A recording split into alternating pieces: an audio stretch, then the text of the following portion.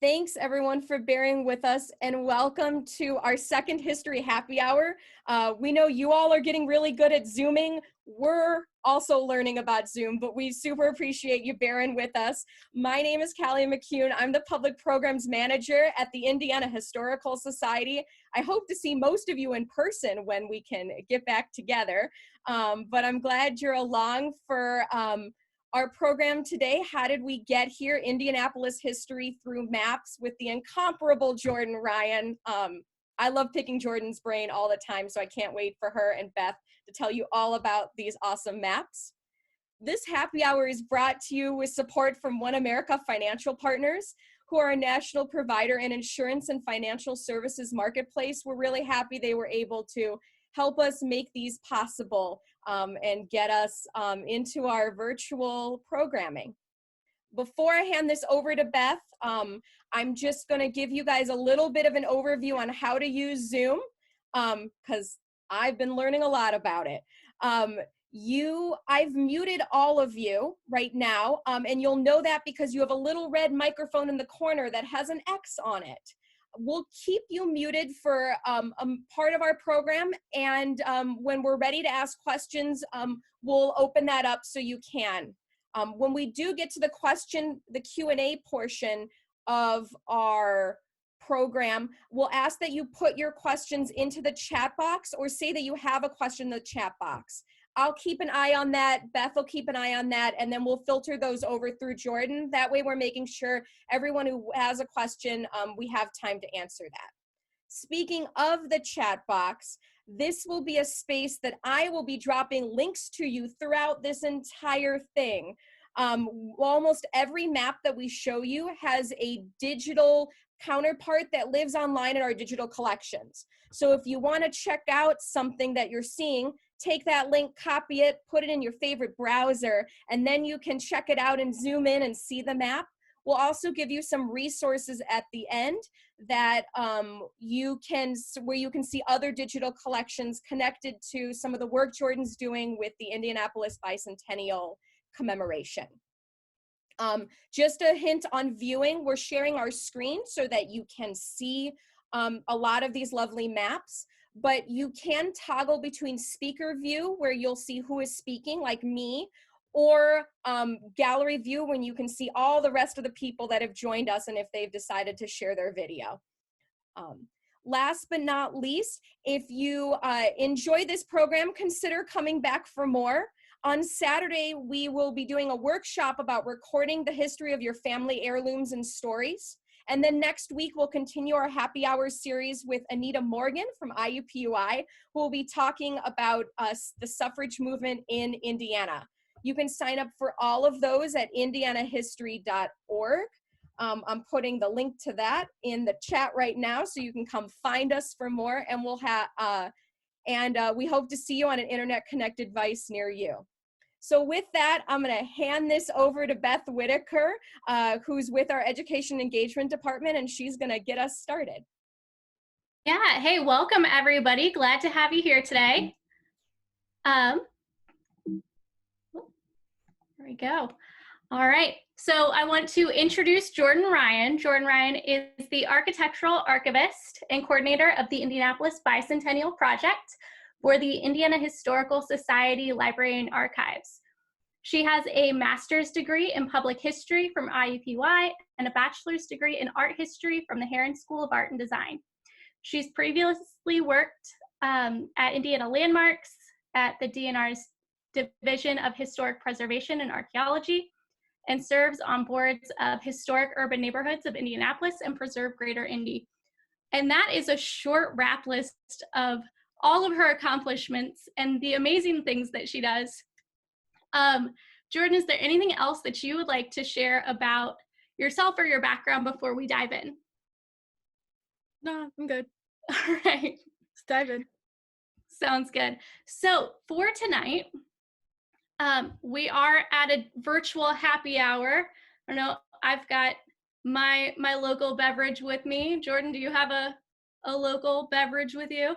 I just made a hot toddy, but it's probably a cold toddy by now. Lukewarm toddy. Very nice. Well, thinking about drinks, let's start with an unusual question. So if you were to turn a map into a drink, what would it be? Thinking about a lot of the really early National Road maps. When I say the National Road, I mean Washington Street. I think about a lot of the old taverns that were built along the National Road. And I'd love to try sort of all the beverages people were drinking in these taverns back in the 1820s and 30s, just to see what it's like. I love that idea. Now, why do you love to use maps in your work and the work that you do? I know that they tell a lot of stories, but Yeah. what's so special about them? I like maps when it comes to sort of that architectural research because they can serve as a reference point. As I'm looking at, when I say built environment, I mean how everything comes together with architecture and city planning and infrastructure and sort of the natural landscape. Maps provide a really good reference point that you can't get from manuscript materials. They just don't reveal the same kind of information. And I would even say, and I might be a little provocative of me, but I don't think you can truly understand the social or the political or cultural history without having a good grasp of your geography and your landscape. And using maps to sort of organize and visualize that information is really important. For me personally, I use maps to visualize information about architecture, and I like to cross-reference maps. So I'm taking information from different collections or different themes, current, contemporary projects, and I like to overlay them to look for possible connections. And you just can't, the human mind can't always handle that with numbers and charts. So sometimes using maps is easier to organize that data. And do you happen to have a favorite map? I have lots of favorite maps depending on my mood, but the last map we're gonna talk about today is probably in the top 3 favorite maps that I'm currently working with. So I'll let you know when we get there. All right. Well, definitely, you can't leave early now. All right, so now thinking back to the Indianapolis Bicentennial that is happening right now and that we're sort of kicking off. Obviously, none of us were around in 1820 when Indianapolis was founded, or 1821 if you really want to split hairs. And that our city looked very different at that time. So how can maps really teach us and tell us about that time period? Or how can they help us to really picture and understand our city a bit better? Yeah, absolutely. I think a good place to start is when you study historic maps to compare change over time. So right now, the slide we have up is that 1821 plan for Indianapolis. And the streets that are each edge of the square, it's the mile square. So it's North Street, South Street, East Street, and West Street. So we're talking about a very small area that you may not realize that was the original city boundaries of the time. But beyond boundaries expanding, look closely at the map and you'll see things like there are street names that don't exist anymore, that have been changed over time, particularly after the Civil War. You'll also notice there are streets that don't exist anymore. Blocks have been vacated. So take a look at the 4 diagonal streets you see sort of coming out of the circle. We've got Indiana Avenue, Mass Ave, Virginia Ave, Kentucky Ave, and the first block of both Indiana Avenue and Mass Ave have been vacated for large skyscraper projects. So those streets and that original block is just gone. And then when you look at Kentucky Ave, the entire area has been vacated over time as the convention center has grown. And then another obvious thing you might see is that waterway kind of creeping in the southeastern corner of this map. That's Pogue's Run, which was later moved underground, and then that area was reconfigured. So you can sort of track change over time looking at historic maps. Wow. And then this happens to be one of my favorites. Yeah, this is a good one. This is the 1854 view of Indianapolis. So imagine you're basically on the top floor of the public library looking south towards the circle. You know, obviously the monument hasn't been built yet, but that's sort of the view looking south, kind of between Meridian and Pennsylvania streets. But I like this map because it's showing sort of, it's getting at density and scale in a way that you can't really get from a Sanborn map or a plat map. These illustrations kind of show you, you know, look, if you could zoom in and look at the structures, you see a lot of 1.5 story wood-sided vernacular structures. You see a lot of green land, you know, a lot of grass where they're probably doing animal grazing and farming. And then you can sort of track through these kind of maps. There's one just 10 years later, and all of a sudden you see the city really build up just north of the mile square. Awesome. Yeah. So as we continue through time, Indianapolis, I'm very proud to say, our residents have had a long history of activism. And sometimes we need to use our maps to further our causes and tell us about the major issues of the moment. So I know that we have some examples of that in our collection. Can you tell us about some of those times?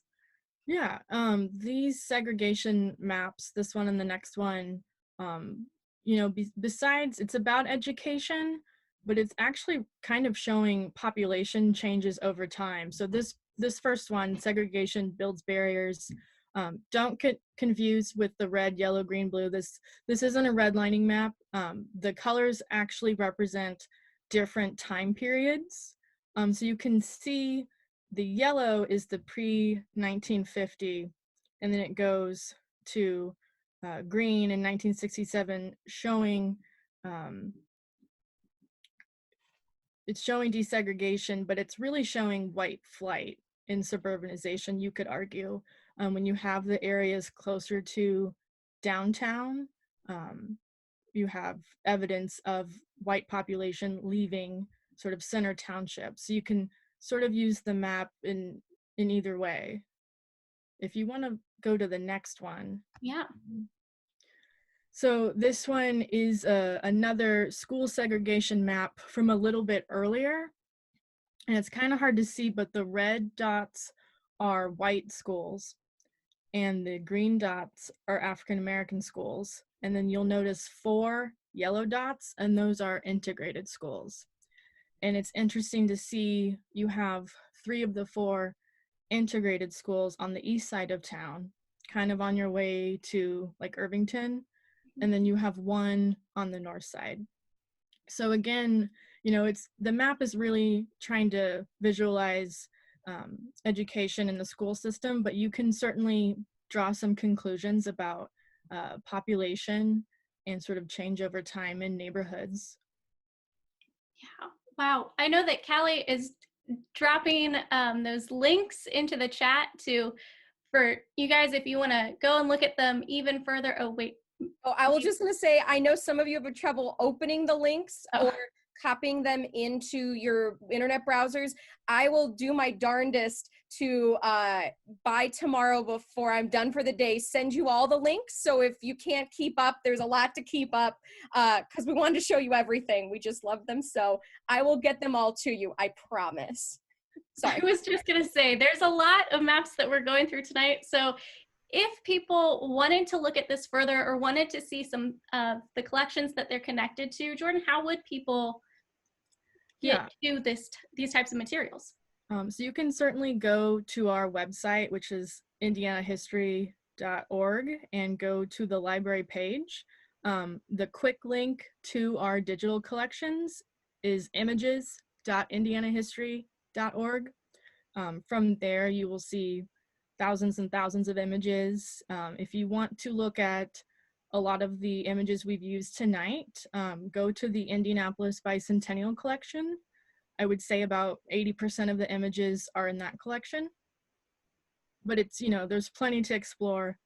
So you can try searching, or you can explore different curated collections. Awesome. Images.indianahistory.org. Mm-hmm. Okay, I can remember that one. Great. All right, so I happen to live in a historic urban neighborhood of Indianapolis.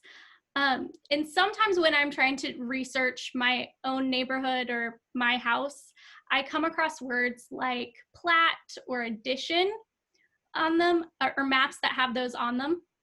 Mm-hmm. What do those words mean? And can you talk to us a little bit about like how Indianapolis got platted or divided? Yeah. Do you want to jump ahead to those slides and then we can circle back to these? Yes, I do. Okay.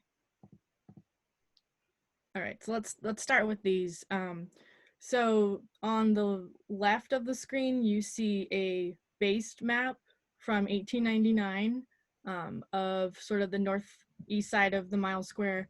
And then on the right, you see an example of a plat map from 1924. So we're talking about a few different things. First is the base map. Just like a Sanborn map, these maps were actually created to determine risk for fire insurance purposes.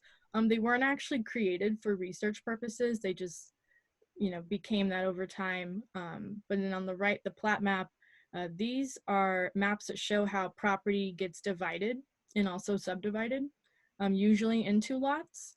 So this one is showing the Indianapolis Water Company and their platting of an area at Allisonville and Keystone on the northeast side, where they were building the Fall Creek pumping station. So that's for the water treatment. So these maps can be used for all sorts of historical research, not just architecture, but also genealogy research, as you're trying to understand ownership, where families and individuals have lived, and how property changes over time.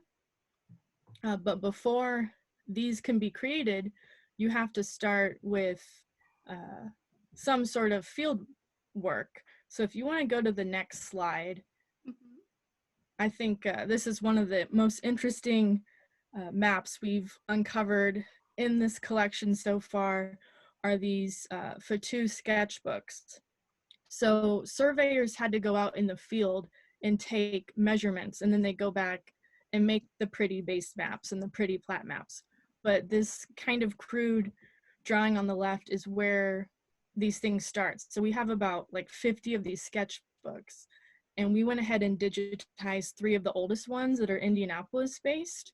And this is just one random page of, about 600 pages from these sketchbooks. But I wanted to show you how these early sketches can solve some riddles that you may not realize as you're just like walking around your neighborhood or downtown. Sometimes you're like, why does that street turn that way? Or why does this alley end? So this is an example on the southeast side in Fountain Square.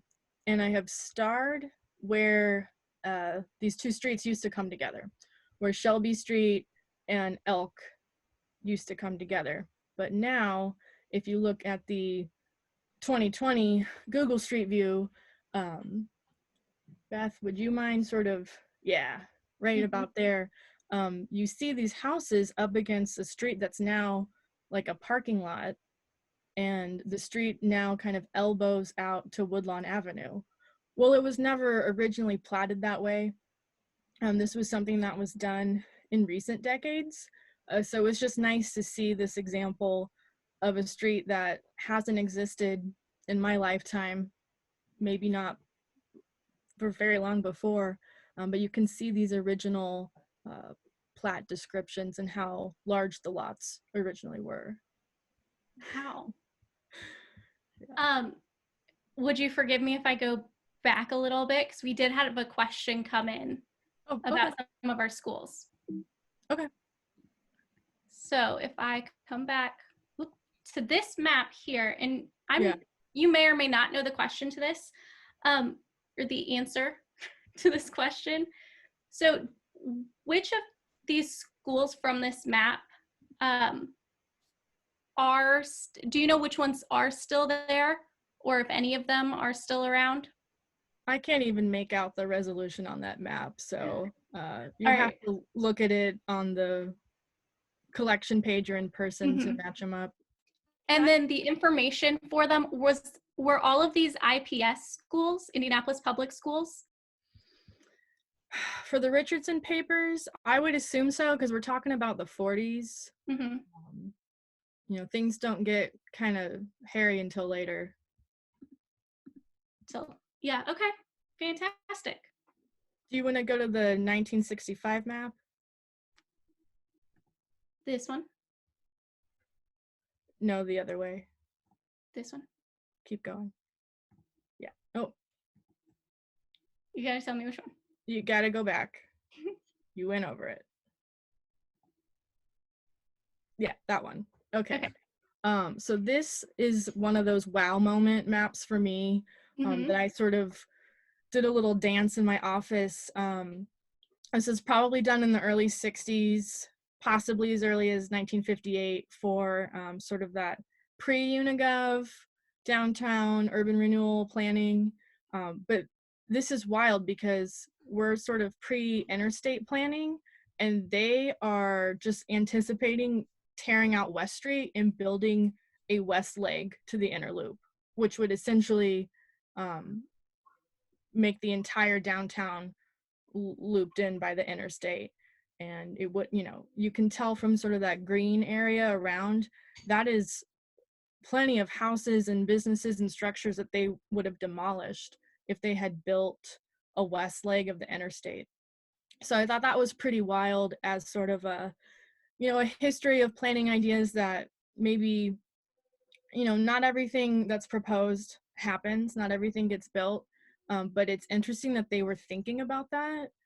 Also, if you look at IUPUI's campus, you see kind of a different configuration of both the university structures and the hospital structures, but Lockfield Gardens is still untouched at this time, which is pretty wild because about 10 years later, you know, half of it is on the chopping block to be demolished and reconfigured.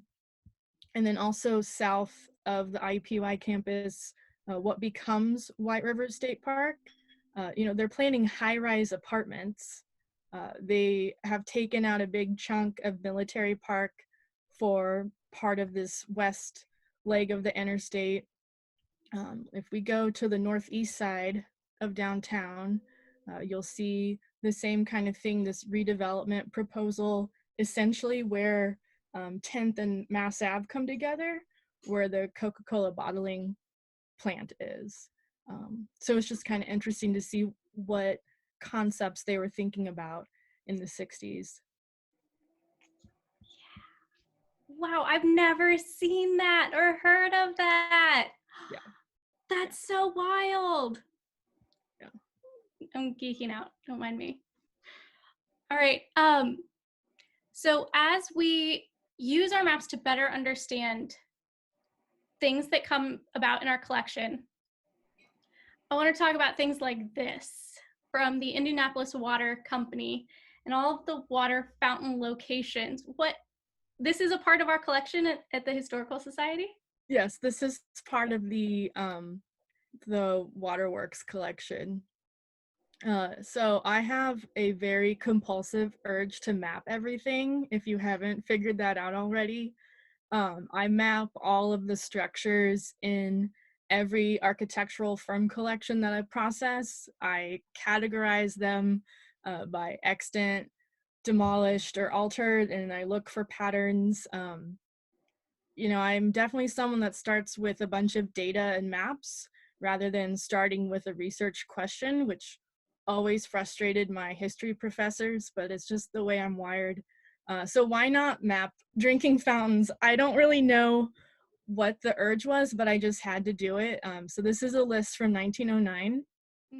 Think about, this is pre-large infrastructure projects. Not every house has running water.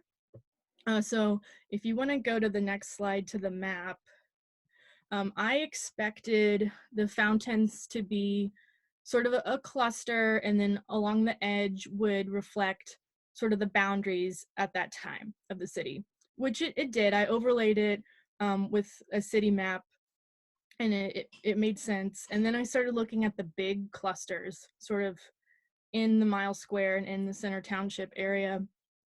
And you can think about population density, and I was able to overlay some Sanborn maps, the 1898 and the 1915, and that stuff kind of matched up. But I didn't realize that so many of the drinking fountains would be on major corridors. So I mean, like the avenues, Washington Street, South Street, 16th Street. So it's an interesting thought that, you know, these same commercial corridors back then are really important to us today. And, you know, you think about infrastructure and density and sort of connectivity, and it makes sense, but I just wasn't expecting that when I mapped it at first. Yeah. Are these still in use today? Are there any that are still out there in the city? I think they're all long gone. Because they were from 1909, right? Mhm. Was that list? Okay. And then you mentioned Sanborn maps. Is that, can you describe a little bit of what you mean by a Sanborn map, if for folks who aren't familiar? Yeah. So just like this base map you see on the left side of the screen, these maps were determined, they were built to determine the risk for fire insurance purposes. But the big difference between a base map and a Sanborn map is that the Sanborn maps have more detail. So if you look at this base map, you see, you see the streets and you see the basic shapes of the structures.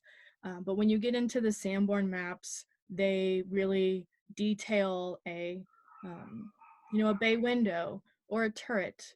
You can see those elements. It gets a little bit closer to the structure, but that's pretty much the main difference. Awesome. Now, thinking more about those waterways that we were just talking about and looking at, Yeah. A lot of Indy parks fall along waterways. Was that an intentional decision, or who made that decision? Absolutely. When you look at the Kessler plan, the parks and boulevard system of Indianapolis was very intentional in connecting different thoroughfares and waterways. Part of that whole City Beautiful movement. We're talking about like 3,500 acres in the city. 12 different parks are incorporated. There's a National Register nomination for our parks and boulevard system. It's that important. So this map is showing the plan for Riverside Park in 1913.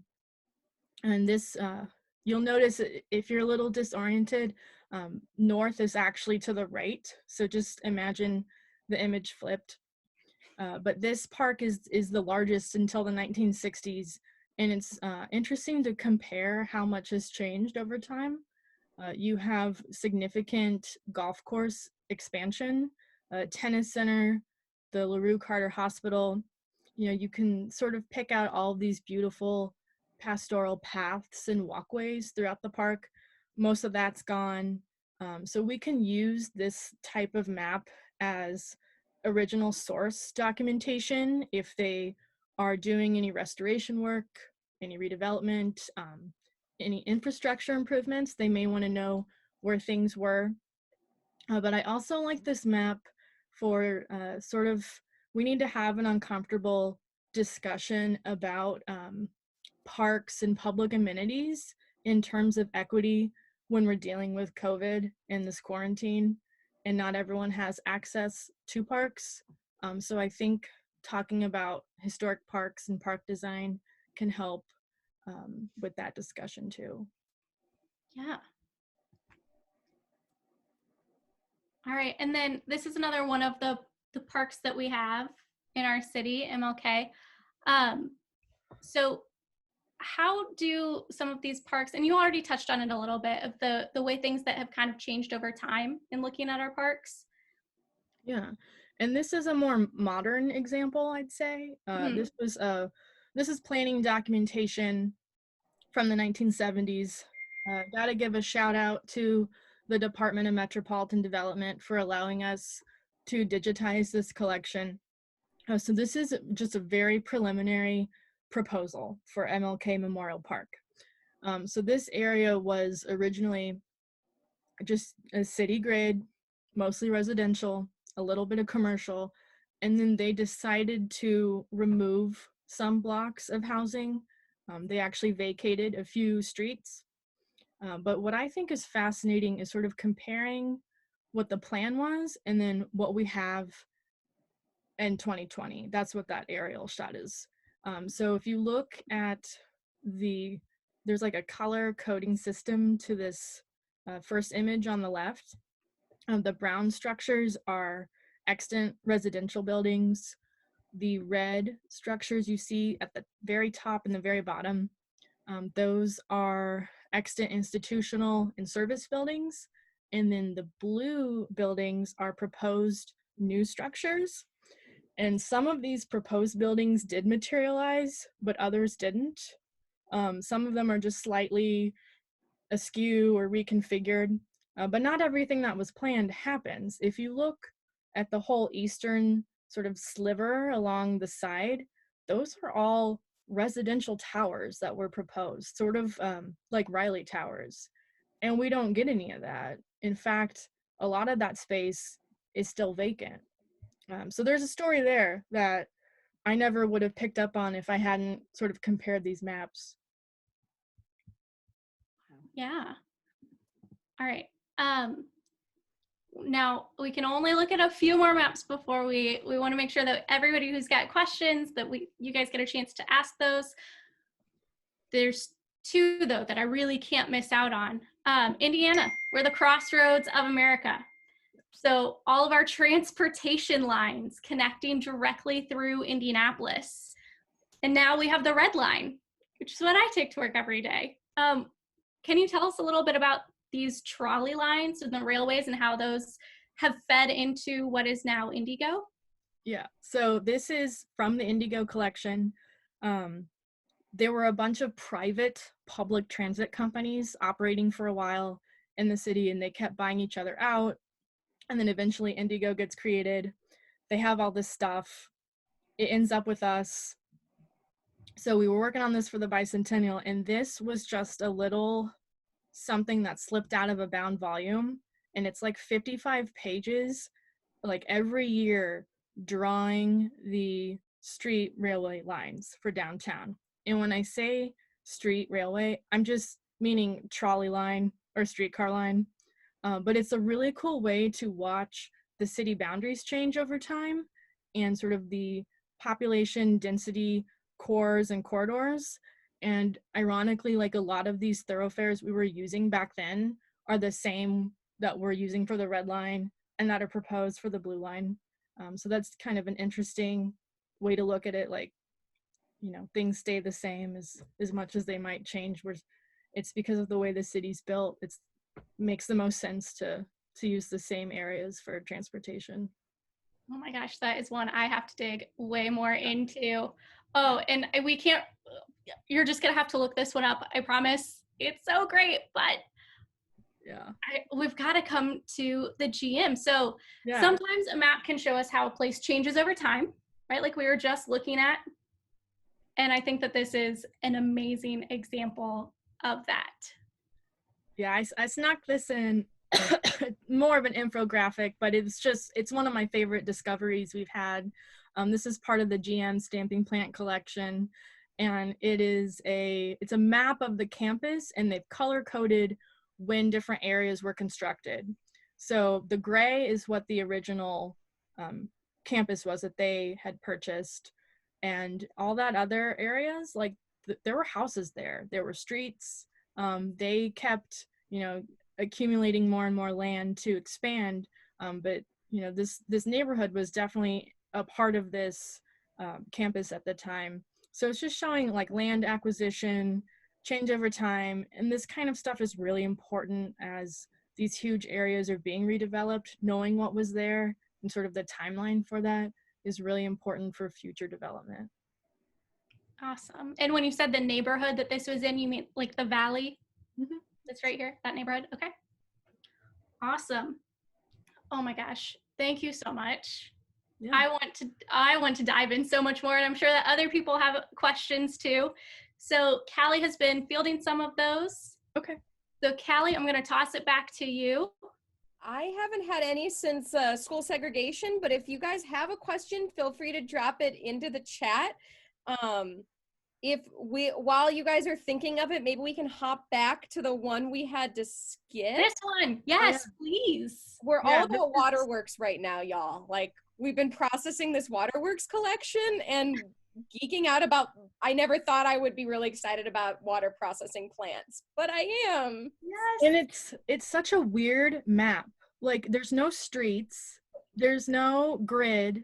This map is weird, but I really like it because it's showing geography without actually documenting geography. So all these pumping stations and plants and infrastructure that the waterworks department had, you can follow where the waterways are based on these locations. You can kind of see where White River and Fall Creek are, but they're not actually drawn. It's implied. Like it was just such an interesting way to visualize the content, particularly for the 1930s. It really struck me. So that's why I included it, because it's mapping things without actually visualizing them. And then I can see some of the like neighborhoods are listed in there. Mm-hmm. So do you know what this rectangle happens to be? I think it's Woodruff Place. Okay. I think it's saying that that area is not a part of the service. That is that. Oh, okay. It's excluded Yeah. from it, which would be the same as Beech Grove and a few of these others. Yeah. Because they may have been their own city at that point, right, Jordan? Yeah, not everything is annexed or annexed in the way we think of it today. So yeah. All right, so Jordan, I've got some questions for you coming in. Joe would like to know, do we have maps that really document and show how Speedway, the town of Speedway, was developed? I can't think of any off the top of my head. Everything is so the Motor Speedway centric when I think of the Speedway collections. So that's something I would want to do more sleuthing before I answer. Okay. And then Greg would like to know, thinking about White River State Park. So he wants to know what we have about White River State Park and how it got developed. We have a lot on White River State Park. We have some of the early planning documents. There were a lot of architects who were involved in sort of an advisory council kind of setup as they were talking about different concepts. So we have things from the Evans Woolen collection. We also have a pamphlet. I want to say it's from HNTV, but don't hold me to that. That shows the really colorful renderings where it's like, we're going to put in a marina and a boardwalk and an amusement park and all these things that don't happen. We also have great photo documentation for White River State Park. We have some great panoramics that I think someone took from the top of like one of the mill structures, and they just surveyed everything. Some things had already been demolished, but some things were still standing, and they're starting to build the Maryland Street, Washington Street reconfiguration project. So yeah, there's a lot of great stuff on White River State Park. All right, now you and I both love looking at a bit more of the nitty gritty history, the things that aren't so pretty to tie bows around. So Judy would like to know, do we have maps about what was referred to as like slum development from the 1960s? Like slum clearance? Mm-hmm. Yeah, so I think a lot of the official maps are at the Library of Congress, but we have a couple things in the DMD collection that are focusing on these projects. You know, it's predominantly on the northeast side in what becomes Riley Towers and Renaissance Place, and then on the northwest side, sort of around IUPUI and the hospital. So we have some different like aerial photographs and street scenes that show what things look at prior to demolition or prior to redevelopment. And then certainly, I don't think these are, it wouldn't be technically like urban renewal projects, but just sort of general, what you think of when you might think of like some slum clearance or just downtown in decay. We have a lot of great photo documentation in the Mile Square, particularly around what becomes Circle Center Mall just a few decades later. So there's some good photos in the collection for that too. Awesome. So as we are thinking about these things that we want to know if they exist, right? We're really thinking about how to find things. So Owen is trying to find out about a golf course that was in North Meridian, or Meridian North, excuse me, in the 1930s, and it was combined into later greenways. Where should Owen be looking to find those types of resources and information? Golf course history is so weird. I get so many questions about it. The first question I would have is it a city owned or city created golf course? Because if so, then looking at the city's park department, the commissioner notes, and also just the general common council proceedings can give you a lot of details, and then you can sort of like track that in the newspaper. If it's private, I don't think that's always documented very well. So we would need like an individual's name that either funded it or owned the land to start with. And then certainly you could try to do some research with aerial photography over a few decades using MapIndy, using what they have at the state archives, overlay that with different plat maps and other maps available through us or the Indiana State Library, who have an awesome collection of maps digitized as well. So I think there would be a couple different avenues to explore. All right. Ophelia has a question that I've wondered myself. Okay. And it is thinking about Fall Creek Parkway and Binford, where that area is. Allisonville Road kind of connects it in a weird way to it. Yeah. Was it ever part of that roadway system, or was that roadway system created separately from the rest of the area? So Allisonville kind of stops.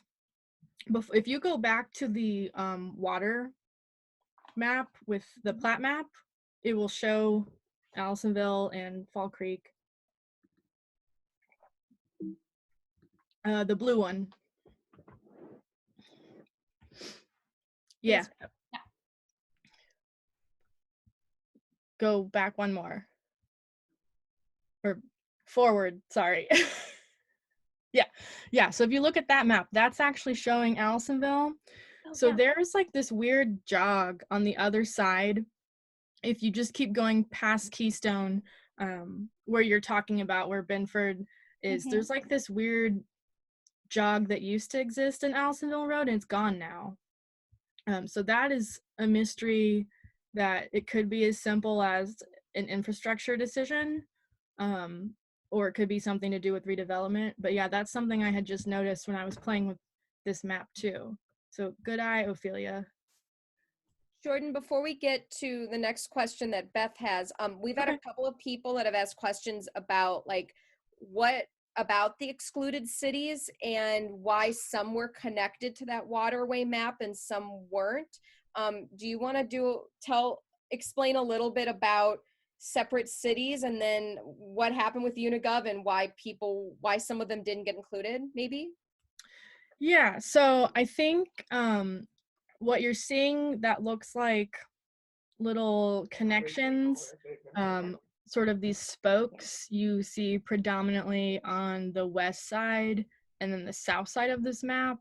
I think that is infrastructure like water pipes going out to newly annexed subdivisions, Beech Grove and Woodruff Place. Let's see if anything else is implied on here. Perhaps Meridian Hills, but I don't see Lawrence, and I don't see Speedway. But there's just areas that weren't annexed when the areas around them were. They were holdouts. We have some good annexation petitions from some of these early neighborhoods that were separate, places like Mount Jackson and Hawville and Irvington. And it's just sort of a matter of political whim and when people want certain services and infrastructure. So 1930s is a time before Woodruff Place and Beech Grove are fully annexed, but other areas are and are using the city services at that time. Awesome. All right. There is a question from Joan that I would personally love to know the answer because I live off of one of these streets. What maps show the old street names that were then changed in 1898? Because we have several name changes in Indianapolis. Mm-hmm. Is there a map that we can go back to see some of those?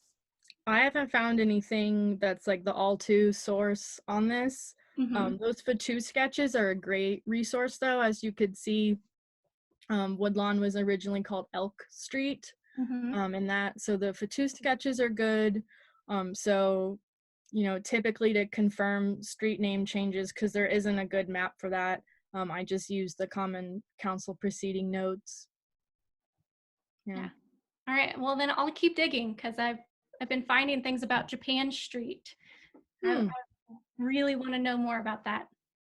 One more question, Beth. One more. Yep. Last one. So Deborah had asked, or she wants to know about the steps that you take to look at changes over time with maps. For example, how could you track what changes happen to homes and homeowners that were demolished when the GM stamping plant took over? Mm-hmm. That's a tough one. Really, you're going to have to do individual research on each structure and family. So there are a couple ways to go about it. Searching the city directories is obviously a great place to start, and sort of matching up all the addresses you need to look up based on a Sanborn or base map. And you can sort of see when they start getting demolished or drop off using the aerial maps or an infographic like this. And then you could take those years and the addresses and start looking up in the city directories to get the family names. And then once you have a family name, also newspaper research and just any type of genealogy research using Ancestry or census data, you can build a really robust sort of inventory that way. But you kind of have to do it one structure at a time, one family name at a time. Sounds like I've really got my work cut out for me if I want to research this area. Yeah. All right. I'll take that challenge on. Hopefully some of you will join me in that challenge too. Well, I wanted to take a minute to thank both Beth and Jordan for sharing their expertise. I definitely have learned a lot, and I will say as we were putting this together, I was geeking out the whole time about maps. You can tell I get excited about this too. If you want to join us to help celebrate Indianapolis's 200th birthday and commemorate that, check out more references here at indyturns200.com. They're also on all social media. That is how our city is helping to celebrate our 200th birthday. Again, I'll send out links with all these maps and links to our bicentennial digital collection so you can see all of the work Jordan's been doing and more. If you missed your chance to support IHS, you want to keep seeing events and programs like we're doing here, and you want to help us keep doing the great work Jordan is, please consider giving to us. We want to keep it going, and we can't wait to see you all in person. tomorrow you'll get an email from us that has a really short evaluation. We'd love to know what you think, how we can make this better, and how we can keep offering these great things until we can all, again, get back into the same place. And lastly, as I mentioned at the, well, oh, two more things. One, this has been recorded, and we hope in the next week or two you'll see it on YouTube. Watch our social channels for more updates on that. And lastly, if you had fun here, come back for more. We're doing it again next week with Anita Morgan, who I think is on this call. We're talking about women's suffrage. It's gonna be awesome because I love some ladies that fight for their right to party. Also on Saturday, we're gonna dive into how you can tell the stories of your family heirlooms. Check out all that and more at indianahistory.org. Thank you all so much for coming. Have a great evening. Hope to see y'all soon.